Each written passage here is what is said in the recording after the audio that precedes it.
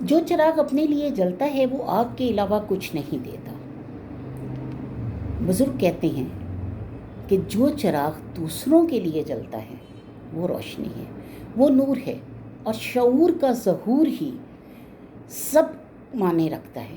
یعنی جو لوگ دوسروں کی زندگیوں میں روشنی بکھیرنے کے لیے کوشاں رہتے ہیں وہی لوگ اللہ کی بارگاہ میں معزز اور محترم ہوتے ہیں، کیونکہ آپ نے کسی کو روشنی دی، کسی نے کسی کو روشنی دی، اور یہ سلسلہ مسلسل چلتا رہا، مسلسل چلتا رہا۔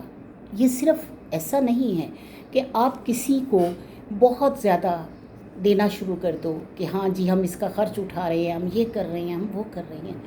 اچھی بات کہنا بھی صدقہ ہے، بہترین صدقہ ہے۔ اچھی بات کہنا بھی بہترین صدقہ ہے۔ یعنی اللہ تعالیٰ نے خود قرآن پاک میں فرمایا کہ تم کسی کو کچھ دے نہیں سکتے تو کم از کم اسے تسلی دے دو، تاکہ وہ تم سے بات کر کے اپنے آپ کو ریلیکس محسوس کرے۔ تو یہ بھی دوسرے کی زندگی میں روشنی بھرنا ہے، اس کو پازیٹیوٹی کی طرف لانا ہے، نیگیٹیوٹی سے بچانا ہے، کوئی بھی غلط فیصلہ کرنے سے بچانا ہے۔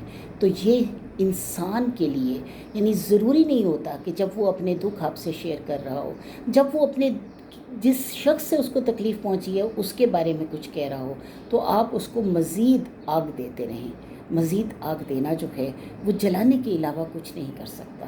جب آپ اس سے تسلی کا پھہا اس کے دل پہ رکھیں گے اور تو اسے سمجھ آئے گی، کیونکہ غصے میں، دکھ میں جو فیصلہ وہ کر نہیں پا رہا وہ فیصلہ کرنے میں اس کو آسانی ہو جائے گی، اس کا دکھ تھوڑا کم ہوگا، اس کا غصہ تھوڑا کم ہوگا، اور اسے فیصلہ کرنے میں آسانی رہے گی۔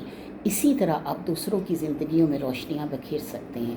اے غفور الرحیم رب، ہمیں اور ہماری اولاد کو توفیق عطا فرما کہ ہم لوگوں کی زندگیوں میں خوشیاں، مسرتیں بکھیریں، دوسروں میں آسانیاں اور بھلائی بانٹیں، تاکہ لوگوں کی محبتیں اور اللہ کی خوشنودی دونوں حاصل کر سکیں۔ آمین۔